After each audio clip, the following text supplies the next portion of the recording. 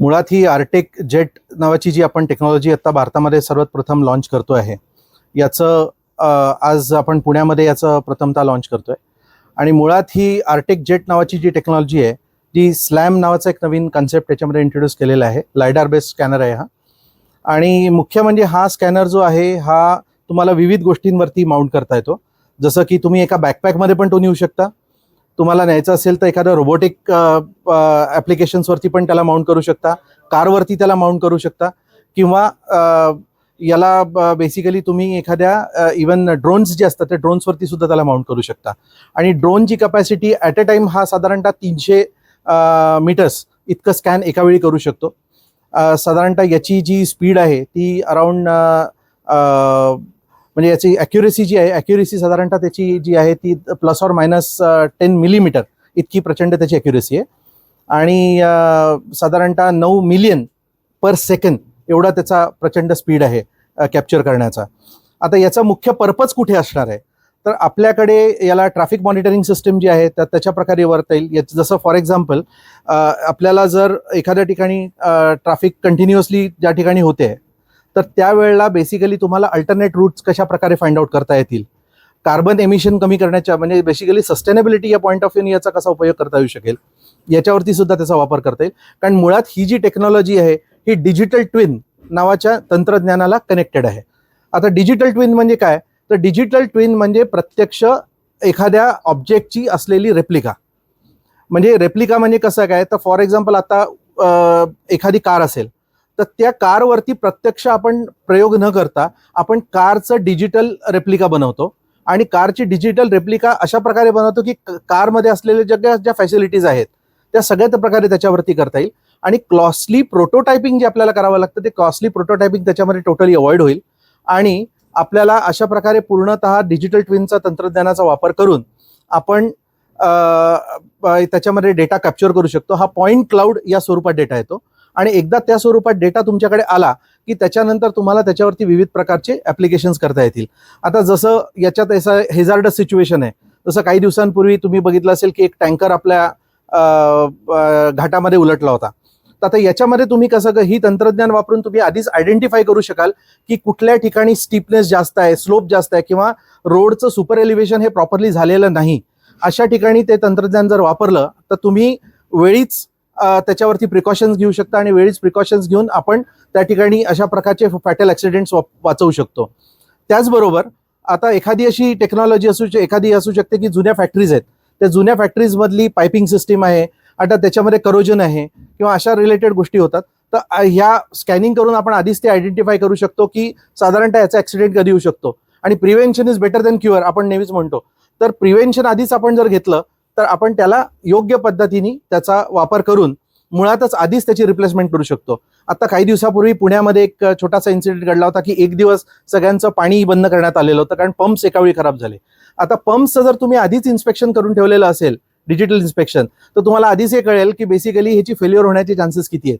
आणि योग्य वेळी तुम्ही स्टेप बाय स्टेप जर त्याची रिप्लेसमेंट करून टाकली तर ते होऊ शकतं. हा झाला एक भाग. दुसरा भाग जो आहे तो म्हणजे बेसिकली याला आर्मीच्या पॉईंट ऑफ व्ह्यूने पण वापर करता येईल. सर्व्हेलन्सचा जो भाग आहे त्याच्यासाठी तुम्हाला त्याचा वापर करता येईल. साधारणतः कुठल्या ठिकाणी आता समजा जसं CRPF किंवा अशा रिलेटेड जे आपले सोल्जर्स आहेत तर त्यांना वेगवेगळ्या प्रकारचे पाथ्समध्ये जाऊन त्यांना आयडेंटिफाय करता येईल. तिसरी गोष्ट, समजा काही वेळेला जसं काय म्हणतात त्याला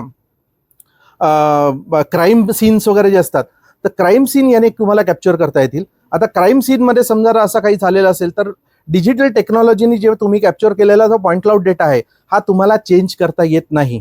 फोटो जो आहे तो फोटो काढलेल्या फोटोला मॉर्फिंग करता येतं, पण याला तुम्हाला मॉर्फिंग करता येत नाही. त्यामुळे ही टेक्नॉलॉजी त्याही वेळेला तुम्हाला बेसिकली त्याच्या पॉईंट ऑफ व्ह्यूने पण युजफुल ठरते. त्याच्यानंतर flood monitoring system, gates opening system for dams, maintenance, त्याच्यानंतर तुमचं फॉरेस्ट किंवा ॲग्रिकल्चरल ॲप्लिकेशन्स, अशा विविध प्रकारच्या ॲप्लिकेशन्समध्ये याचा वापर होतो.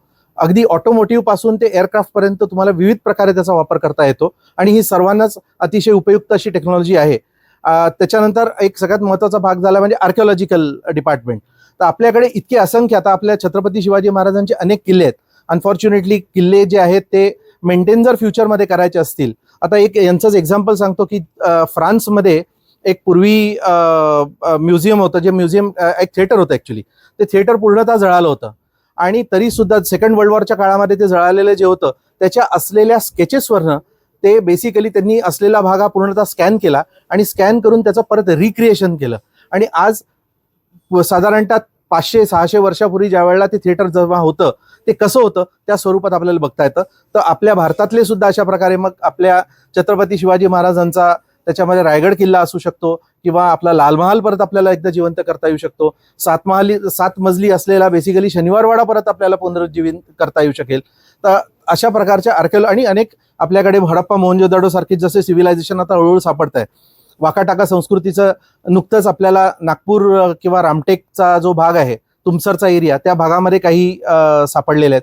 तर अशा ठिकाणी विविध प्रकारचे जे आपल्या सांस्कृतिक जो ठेवा आहे त्याचं सुद्धा संवर्धन करणं हे या स्कॅनरच्या साह्याने आपल्याला सहाय्यभूत ठरणार आहे. तर असा सगळा याचा ओव्हरऑल उपयोग आहे. Hello, my name is Andrei. I'm from Artec, responsible for the sales and development of the India region. So we are here together with the PELF Infotech in order to represent the new solution for the Indian market. So we are going to launch the new 3D scanner, which is called Artec Jet.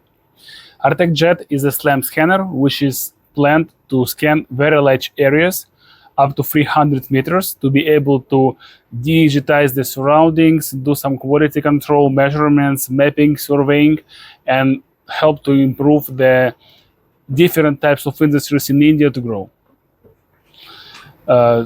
This is the first time we're presenting this in India, so we have a lot of interest and a lot of potential of this product to help companies do some kind of digitalization and mapping of different types of industries. So we're sure it will help to a lot of the companies to make some kind of good projects in order to improve their current processes and the technologies that they use right now.